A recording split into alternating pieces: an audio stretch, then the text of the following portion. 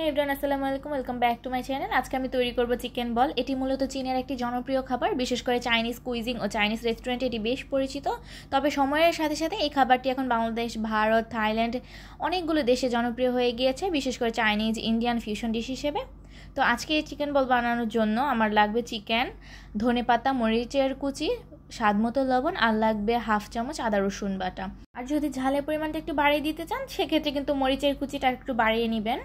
আর অবশ্যই কিন্তু চিকেনটা হাড় ছাড়া নিতে হবে। এখানে ব্রেস্ট পিস নিয়েছি আমি 2টা, নিয়ে সেটাকে ছোট ছোট পিস করে এখন আমি ব্লেন্ড করে নিলাম। আমি এখন দেখিয়ে নিচ্ছি ফার্স্টে ব্লেন্ড করার পর কেমন হয়েছে। ভিডিওতে আপনারা যেরকম দেখতে পাচ্ছেন ঠিক এরকমই হয়েছে। এরপর আমি পানি অ্যাড করব 1 কাপ। 1 কাপের পানি পুরোটা কিন্তু দিয়ে নিব না, হাফটা দিয়ে নিব। আর এটাকে 2 থেকে 3 ভাগে পানি দিয়ে নিতে হবে, তা না হলে কিন্তু পারফেক্ট হবে না। এখন আমি একটু চামচ দিয়ে এটাকে নেড়ে দিব। তারপরে আরও একটু পানি অ্যাড করে দিব, যেহেতু এখানে একসাথে পানি আমি দিয়ে দিইনি, তাই বাকি পানিটুকু আমাকে 2বারে ব্যবহার করতে হবে। তাই আমি সামান্য পরিমাণে একটু দিয়ে নিলাম, দিয়ে আবারও ঢাকনাটা ঢেকে আবারও আমি এটাকে ব্লেন্ড করে নিলাম। তারপর লাস্ট পানিটুকু দিয়ে আরেকবার আমি এটাকে ব্লেন্ড করব। যত ভালোভাবে এটা ব্লেন্ড করা হবে এটা কিন্তু ততটাই সুন্দর হবে আর পারফেক্ট হবে। এই তো চিকেনটা ঠিক এরকম হয়েছে, একদম পাতলাও না একদম ঘনও না। তারপরে আমি 1 চামচ রান্না করা তেল দিয়ে নিলাম।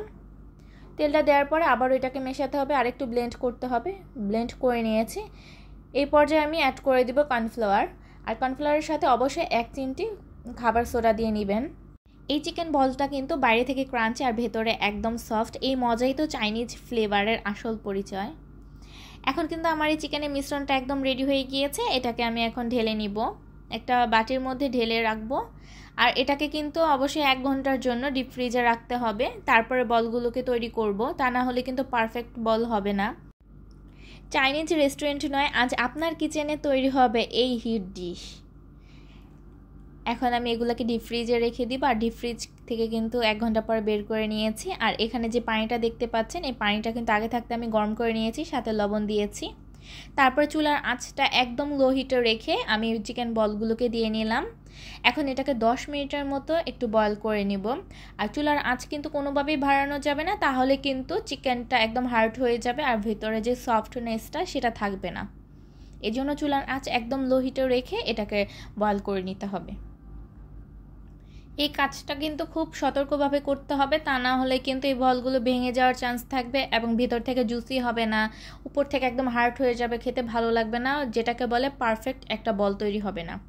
বলটা কিন্তু আমি 10 মিনিট বয়েল করে নিয়েছি। এখন এটাকে তুলে নিব। তুলে সাথে সাথে আমি ঠান্ডা পানির মধ্যে এটাকে রেখে দিব। চিকেন বলগুলোকে ঠান্ডা পানিতে রাখতে হবে, তা না হলে কিন্তু গরম অবস্থায় চিকেন বলগুলো ভেঙে যেতে পারে।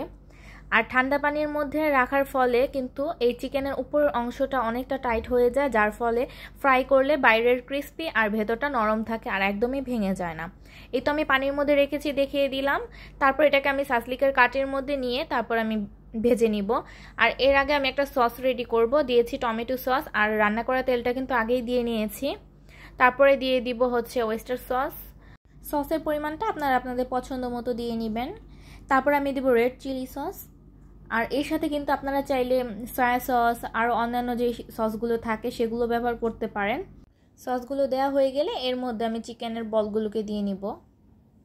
এই চিকেন বলটা বানাতে যেমন সহজ, খেতে কিন্তু অনেকটাই মজাদার। আপনারা একবার বানালে কিন্তু বারবার বানানোর জন্য ট্রাই করবেন।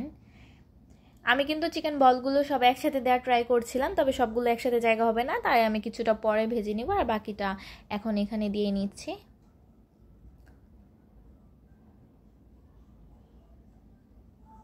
3-4 মিনিটের মতো এটাকে ভেজে নিলেই হয়ে যাবে, খুব বেশি একটা ভাজার প্রয়োজন নেই।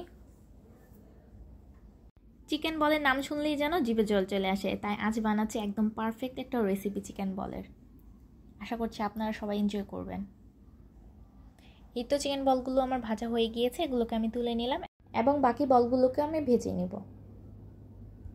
এই রেসিপিটা কিন্তু ছোট বড় সবাই পছন্দ করে, তবে বাচ্চাদের টিফিন হোক বা বিকেলের নাস্তা হিসেবে হোক এই রেসিপিটা কিন্তু একদমই পারফেক্ট আর হচ্ছে খুবই টেস্টি হয়। আপনারা অবশ্যই ট্রাই করে দেখবেন, আশা করছি ভালো লাগবে। আবারও হাজির হব নেক্সট কোনো ভিডিও নিয়ে। আল্লাহ হাফেজ।